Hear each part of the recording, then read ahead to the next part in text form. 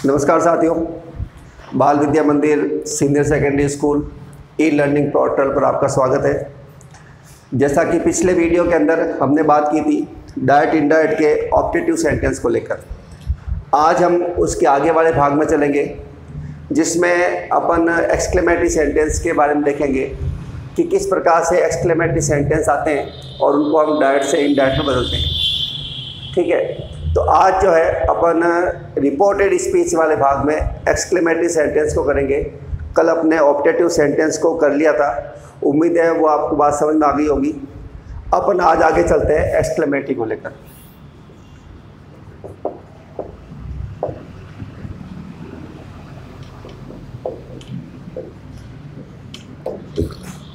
अब बात इसमें आती है एक्सक्लेमेटरी सेंटेंस होते क्या है। तो एक्सक्लेमेटरी सेंटेंस जो है इस प्रकार के वाक्य होते हैं जिसमें अपन एकदम से कोई आश्चर्य करते हैं, एकदम से हास्य होता है, एकदम से दुख होता है, पीड़ा होती है। वो व्यक्त करने के लिए जब हम किसी शब्दों का प्रयोग करते हैं, विशेष शब्दों का प्रयोग करते हैं, उसके बाद में आगे अपन सेंटेंस को कहते हैं, तो उस कंडीशन में अपन जो है वो एक्सक्लेमेटरी सेंटेंस कहलाते हैं। और ये ध्यान रखना, विस्मयादिबोधक चिन्ह जो है वहाँ पर लगा हुआ होता है, या तो उस शब्द के बाद में लगा हुआ होगा या फिर वाक्य के अंत में लगा हुआ होगा। तो परिभाषा की बात आपको समझ में आ गई होगी कि इस प्रकार के वाक्य जब अचानक से कोई भय उत्पन्न हो सकता है, हास्य उत्पन्न हो सकता है, खुशी हो सकती है, पीड़ा हो सकती है, ठीक है ना, जब एकदम से अपने शरीर में उत्पन्न होता है और अपन उस बात को कहते हैं, अपने विचारों को व्यक्त करते हैं, उस कंडीशन में वो वाक्य जो होते हैं वो एक्सक्लेमेटरी सेंटेंस होते हैं, विस्मयादिबोधक वाक्य उनको कहते हैं। अब बात सामने आती है कि विस्मयादिबोधक वाक्य दिखते कैसे हैं, किस प्रकार से लिखे जाते हैं। तो ये वाक्य हुर्रे से शुरू हो सकते हैं, एलास से शुरू हो सकते हैं, ओ से शुरू हो सकते हैं, ब्रेवो से हो सकते हैं, वॉट से हो सकते हैं, हाउ से हो सकते हैं। तो ये एक शब्द है जो अपने को आश्चर्य प्रकट करने के लिए, दुख प्रकट करने के लिए, हास्य प्रकट करने के लिए, बहादुरी को जो है व्यक्त करने के लिए ये सारे शब्द अपने काम में आते हैं। तो अपन बात करते हैं कि कौन कौन से ऐसे शब्द हैं जिससे जो है विस्मय बनता है और हम एकदम से अपने विचारों को व्यक्त करते हैं। तो परिभाषा मैंने आपको बता दी, ज़्यादा लिखने की आवश्यकता नहीं होगी कि भाई इस प्रकार के वाक्य जो अचानक से अपनी फीलिंग्स को उत्पन्न करते हैं, फीलिंग्स किसी भी रूप में हो सकती है, उस प्रकार के वाक्यों को हम जो है विस्मयादिबोधक या एक्सक्लेमेटरी सेंटेंस कहते हैं। अब इन वाक्यों की शुरुआत हो कैसे सकती है, तो देखो व्हाट ए से हो सकती है, हाउ से हो सकती है, उर्रे से हो सकती है, एलास से हो सकती है, ओ से हो सकती है, ओ से हो सकती है और ब्रेवो से हो सकती है। अमूमन इस प्रकार के शब्द आते हैं जब ये वाक्य के शुरुआत में आते हैं, और उसके बाद क्या होगा कि ये दो शब्द ऐसे हैं जिसके अंतर्गत जो एक्सक्लेमेटरी चिन्ह लगेगा, एक्सक्लेमेशन मार्क लगेगा, वो इनमें तो जो है सेंटेंस के बाद में लगेगा, ठीक है। लेकिन ये शब्द जब आएंगे तो इन शब्दों में ये जो मार्क है वो इन शब्दों के तुरंत बाद ही लग जाएगा। जैसे हुर्रे आ गया तो हुर्रे के बाद लग जाएगा, एलास आ गया तो एलास के बाद लग जाएगा, इसके बाद लग जाएगा। इस प्रकार से जो है ये एक्सक्लेमेशन चिन्ह लगेगा। तो इसका मतलब कहने का ये हुआ कि अगर इन शब्दों से किसी वाक्य की शुरुआत होती है और अचानक से फीलिंग्स को व्यक्त किया जाता है, उस कंडीशन में अपन जो है उनको विस्मयादिबोधक वाक्य कहते हैं। उम्मीद है आपको ये परिभाषा समझ में आ गई होगी, शब्द भी आपने पहचान लिए होंगे कि इस प्रकार के शब्द जब होते हैं तब जो है विस्मयादिबोधक वाक्य होता है। आगे अपन चलते हैं कि जब अपन डायरेक्ट से इसको इनडायरेक्ट में बदलेंगे तो वो फॉर्मेशन कैसी होगी।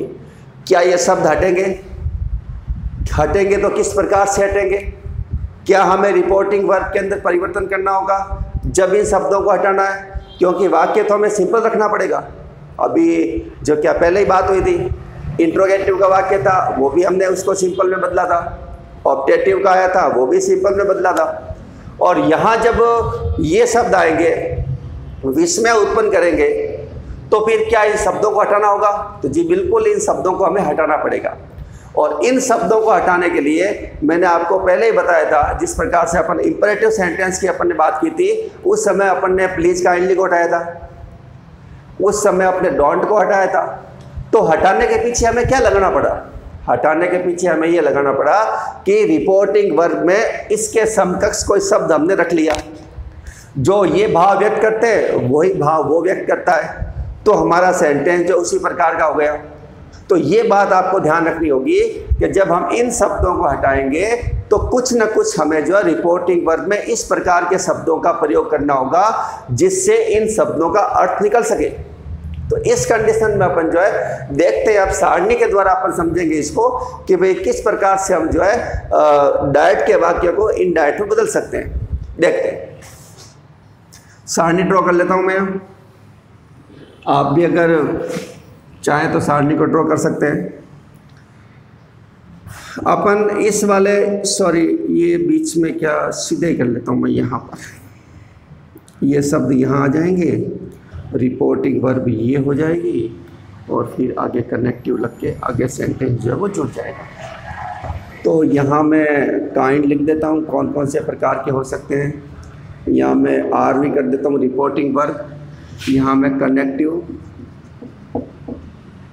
और यहाँ पर जो है वो प्लस से जो वाक्य जुड़ेगा आगे कनेक्टिव के बाद में उसको अपन शो करेंगे। तो सबसे पहले अपन बात करते हैं व्हाट ए और हाउ की। ये थोड़ा सा अलग है इसका मैटर, देखेंगे कैसे अलग है। जब कोई वाक्य की शुरुआत व्हाट ए और हाउ से होती है, ये लो साहब आ गया कि भाई जब कोई वाक्य की शुरुआत जो होगी वो व्हाट ए और हाउ से होगी, तो अपन क्या करेंगे? तो अपन उसमें ये करेंगे कि या तो अपन कर लेंगे एक्सक्लेम्ड, एक शब्द कर सकते हैं, या फिर अगर पूरा लिखना चाहे तो अपन कर सकते हैं एक्सक्लेम्ड विथ सरप्राइज।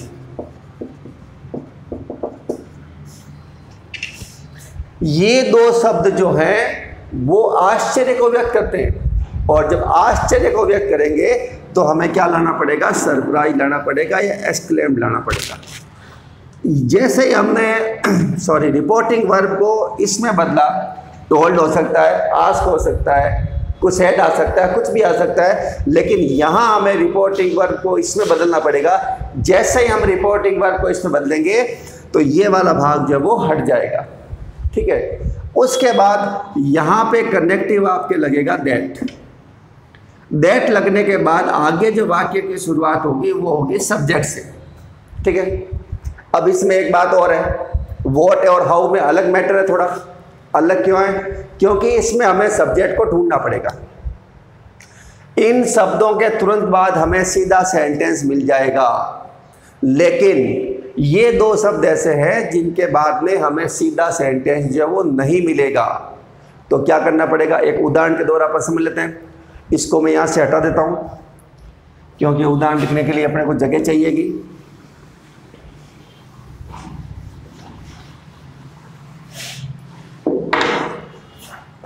जैसे he said, how big the house is। इस प्रकार का सेंटेंस हमारा बनेगा। अब देखो इसमें होता क्या है, ये वो शब्द है जो हमें विस्मय को उत्पन्न करता है, ठीक है। ये शब्द हटेगा क्योंकि हम क्या करेंगे, या तो एक्सक्लेम करेंगे या एक्सक्लेम विद सरप्राइज करेंगे, ठीक है। उसके बाद देखो कि इस सेंटेंस में हमें जब अपन, जैसे मैंने कर दी यहाँ पे पूरा देख लेते हैं अपन, ही एक्सक्लेम कर लेता हूँ मैं, कर लिया। कनेक्टिव मैंने लगा दिया दैट, लगा दिया, यहाँ तक की बात आ गई। अब बात आ रही है सब्जेक्ट की। इन दो वाक्यों की बात कर रहा हूँ मैं, ठीक है। बाकी का तो ज़्यादा नहीं है, सीधा ही बन जाता है, शब्द हटाया पूरा पूरा सिंपल सेंटेंस आगे मिल जाएगा। लेकिन इसके अंदर क्या होगा देखो कि हमें ढूंढना पड़ेगा सब्जेक्ट को। एक बात आप ध्यान रखना कि व्हाट ए और हाउ वाले सवाल के अंदर जब एक्सक्लेमेटरी सेंटेंस होते हैं तो सब्जेक्ट उसी को माना जाएगा जिसके बाद में क्रिया या सहायक क्रिया होगी। पहली बात तो ये, ठीक है। नंबर 2 बात, ये मालूम नहीं रहे तो ये ध्यान रख लेना, सब्जेक्ट के अंत में आपको या तो सहायक क्रिया या फिर क्रिया मिलेगी, उसके पहले वाला क्या हो जाएगा, सब्जेक्ट हो जाएगा। तो अपन इस वाक्य को देखते हैं। तो ये द हाउ बिग जो है वो एक एडजेक्टिव है। एडजेक्टिव किसका है, ये है हाउस का। हाउस एक क्या है, नाउन है। नाउन के साथ सब्जेक्ट भी बन रहा है क्योंकि इसके बाद में क्या आई हुई है, हेल्पिंग वन, ठीक है। तो एक नियम इसका ये भी होता है कि यदि रिपोर्टेड स्पीच के वाक्य के अंदर कोई एडजेक्टिव आया हुआ है, निश्चित रूप से आपको मिलेगा, ये ध्यान रखना। यदि कोई वाक्य में एडजेक्टिव आया हुआ है और यदि हम उसको रिपोर्टेड स्पीच में इनडायरेक्ट बदल रहे हैं तो उस एडजेक्टिव से पहले हमें क्या लगाना पड़ेगा, वेरी। ये थोड़ा आप ध्यान रखना, ये इसका एक नियम समझ लीजिएगा आप कि यदि रिपोर्टेड स्पीच के वाक्य में एडजेक्टिव आया हुआ है और हम उसको इनडायरेक्ट के अंदर बदल रहे हैं तो उस कंडीशन के अंदर हमें जो वाक्य में एडजेक्टिव है उसको जब इनडायरेक्ट में बदलेंगे तो उसके पहले हमें क्या लगाना पड़ेगा, वेरी लगाना पड़ेगा। पहली बात तो ये। अब दूसरी कंडीशन एक और, यदि मान लो एडजेक्टिव नहीं आए और नाउन आ जाए सीधा ही, तो हमें उसके पहले लगाना पड़ेगा ग्रेट। ये 2 बातें आप ध्यान रखना। बता दूंगा मैं भी आपको सेंटेंस दोनों के कि नाउन की स्थिति कब होती है या एडजेक्टिव की स्थिति कब होती है। 2 बातें आप ध्यान रखें कि यदि हाउ और व्हाट वाले प्रश्न के अंदर एडजेक्टिव है तो हमें वेरी उसके आगे लगाना होगा, और अगर मान लो कोई नाउन ही आ रहा है तो फिर उसमें जो है अपने को जो है वो लगाना पड़ेगा ग्रेट। पहले इसको देख लेते हैं। अब बात आई सब्जेक्ट कौन सा बनेगा, तो सहायक क्रिया अपनी ये है तो सहायक क्रिया तो सब्जेक्ट ये बनेगा। इसका मतलब वाक्य शुरुआत कहाँ से होगा, वाक्य की शुरुआत हमें यहाँ से करनी पड़ेगी। ये तो वैसे ही हट जाएगा, इसका कोई रोल हुआ नहीं क्योंकि हमने क्या कर लिया, एक्सक्लेम कर लिया। अब क्या करना है, पहले इससे शुरुआत करेंगे तो द हाउस का द हाउस कर ली। अब इजारे में सेकंड फॉर्म में आ रही है तो बदलेंगे, और बदलेंगे तो इजारे में बदलते हैं वाज भर में। तो यहाँ हाउस के साथ क्या लगा दूंगा मैं, वाज लगा दिया। अब क्या करना है, तो ये चीज़ भी आ गई और ये चीज़ भी आ गई। अब क्या रहा है पीछे, केवल बिग, और बिग क्या है, एडजेक्टिव है। और नियम ये कहता है अगर एडजेक्टिव आ रहा है तो उसके पहले आपको क्या लगाना पड़ेगा, वेरी, और यहाँ हो जाएगा बिग। तो ये आपका जो है वो सेंटेंस बन जाएगा। उम्मीद है आपको ये बात समझ में आ गई होगी कि किस प्रकार से अपन बात करते हैं, ठीक है ना। उसके बाद ये हो गया। अब अपन करते हैं अगले वाले ये, जिसमें अपन एलास भी ले सकते हैं। ले लिया एलास या ओह, दुख में आ सकते हैं। दुख में आते हैं तो अपने को करना पड़ेगा एक्सक्लेम्ड विथ सोरो। सोरो का मतलब क्या होता है, दुख होता है, पीड़ा होता है। तो ये शब्द हटाने के लिए हमें क्या करना पड़ेगा, एक्सक्लेम्ड विथ सोरो करना पड़ेगा, और कनेक्टिव यहाँ पे लगेगा दैट, और आगे वाक्य की शुरुआत आपकी किससे हो जाएगी, सब्जेक्ट से हो जाएगी, ठीक है। उसके बाद में अपन बात करते हैं हुर्रे की। ओ भी आ सकता है, गुड हेवंस भी आता है, ये भी आप थोड़ा ध्यान रखें। तो हुर्रे का मतलब होता है खुशी, ठीक है। तो अपन इसको करेंगे एक्सक्लेम्ड विथ जॉय। जॉय का मतलब ही क्या होता है, खुशी होता है। ये करेंगे, कनेक्टिव यहाँ पे लगेगा दैट, और आगे वाक्य की शुरुआत किससे होगी, सब्जेक्ट से होगी, ठीक है। उसके बाद अपन आगे बात करते हैं, तो बात करते हैं ब्रेवो की। ब्रेवो शब्द जो है वो शाबाशी देने के लिए आता है। जब काम कोई अच्छा करता है, जब हम उसको शाबाशी देते हैं तो उसके लिए जो है ब्रेवो शब्द का प्रयोग होता है। Bravo, you have done well, ठीक है। तो उस कंडीशन के अंदर जो है अपन इसमें क्या करेंगे, एप्लाउडेड। एप्लाउडेड का मतलब प्रशंसा करना होता है, ब्रेवो में भी हम प्रशंसा कर रहे हैं, तो ये हट जाएगा। और कनेक्टिव क्या लग जाएगा, दैट, और उसके बाद वाक्य की शुरुआत किससे हो जाएगी, सब्जेक्ट से। तो अमूमन ये शब्द आते हैं, गुड हेवंस इसके अंदर आ जाएगा। जब कोई एकदम से खुशी की बात होती है, गुड हेवंस में आती है, तो अमूमन ये शब्द होंगे जब आपके सामने जो है वो विस्मय को उत्पन्न करेंगे, अलग अलग प्रकार से करेंगे, उस कंडीशन में अपन जो है इस प्रकार के सेंटेंस को सॉल्व कर सकते हैं। बात आपको समझ में आ गई होगी। सारणी एक बार वापस से मैं आपको समझा दूं कि व्हाट, ए और हाउ होगा तो हमें एक्सक्लेम्ड या तो इतना सा ही कर दो, काम चल जाएगा। अगर पूरा लिखते हैं तो एक्सक्लेम्ड विथ सरप्राइज, ठीक है। कनेक्टिव सब में दैट आ रहा है, तो ये बात आपको ज़्यादा ध्यान में रखने की आवश्यकता नहीं है। भी एक्सक्लेमेटरी सेंटेंस होते हैं, सब में कनेक्टिव क्या आएगा, दैट ही आएगा। और यहाँ पर सब शुरुआत किससे हो रही है, सब्जेक्ट से हो रही है।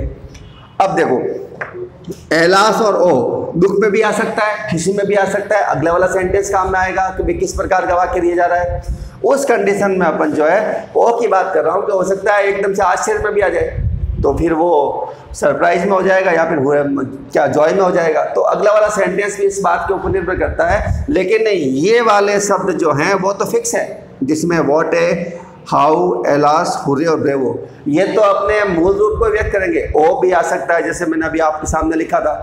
तो ये उस अगले वाले सेंटेंस के ऊपर निर्भर करेंगे कि सेंटेंस कौन सा बन रहा है। दुख का बन रहा है तो एलास हो जाएगा, एलास का व्यक्त करेगा। खुशी का बन रहा है तो जॉय का कर सकता है, ठीक है ना। तो ये थोड़ा आप ध्यान रखें। उसके बाद में हुर्रे है, हुर्रे में आपको क्या करना है, जॉय करना है। और ब्रेवो है, ब्रेवो में आपको क्या करना है, एप्लाउडेड करना है। उम्मीद है ये आपको इस सारणी समझ में आ गई होगी। ज़्यादा मैं लंबा इसको खींचूंगा नहीं, क्योंकि जो महत्वपूर्ण बात है वही हमें बतानी है। आप चाहते हैं तो इसका स्क्रीनशॉट ले सकते हैं, चाहते हैं तो आप इसको लिख सकते हैं, ठीक है। अब अपन आगे चलेंगे उदाहरण के ऊपर कि किस, जैसे आपने एक उदाहरण किया था ये, इसके अलावा और भी अपन करेंगे और ये देखने का प्रयास करेंगे कि हमें जो है कितनी सफलता मिलती है इस सारणी की वजह से, ठीक है। चलो आगे चलते हैं।